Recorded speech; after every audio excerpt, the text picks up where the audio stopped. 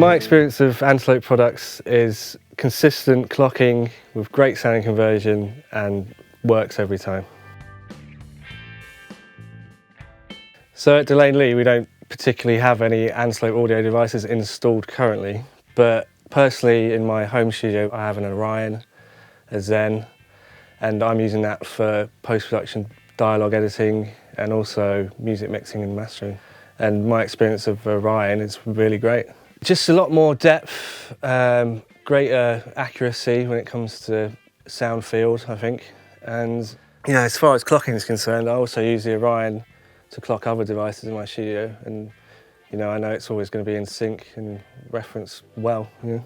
It's never had an issue with clocking ever. I'm mainly using it for dialogue, but also, you know, stems mixing and mastering for music. So I'm not necessarily using it on individual instruments, but I do like the sound of the AD, and occasionally I will clip into that AD, which is always a good sign of, you know, harmonics it's adding and stuff like this. So it's my main converter. I don't necessarily use all 32 channels. I'm only using about 16, maybe 8 at most. But it's nice to have that option of more channels, and also the fact that you can route things to any in and out at any point. So I have a lot of situations where I'm sending a stereo track through processing and then ADing it, but I'm also monitoring via SPDIF. So using the digital routing matrix as a kind of patch bay in the loose sense.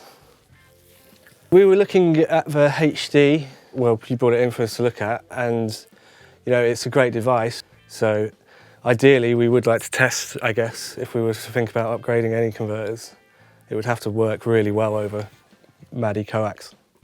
Sometimes I do use a setup where I would just master digitally with, say, the Zen Studio, like a kind of pre-master, portable kind of setup with plugins.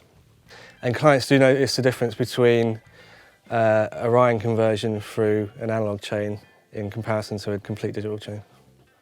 In a studio like this, where everything's really accurately clocked anyway, we would probably want to use it for a longer period of time and then notice the absence of it, probably. Would be a good way to test it. But initially it's sounding great, yeah, the clocking is good, and it's been solid for the day we've been using it, and it sounds good. It's opening up the image a little bit more, and even maybe in the sense that we could calibrate more accurately with all the sync HDs and our Pro Tools players. I've kind of been looking at Satori actually for monitor controlling and also for matching gains with inputs and stuff for mastering and editing. Really. We do lots of projects, not only Warner projects in London, and there's quite a large music and post-production sound for film scene, especially here in Soho. So we do a lot of collaborations, and all the studios around here know each other, and we work with outside production companies, not only on Warner films but on all other kind of local production companies in the Soho area. So there's a kind of a great community of music and post-audio engineers and musicians and post-production producers in London in this area, which is great. Personally, working with music and doing, you know, mastering and mixing, like post-production for music, I find that technology is really the kind of thing that needs to be advancing all the time, but also should not be distracting from what you're actually hearing and what you're doing. I shouldn't be sat there looking at, you know, the Orion's control panel. You know, it should be able to just work, especially, you know, in these studios.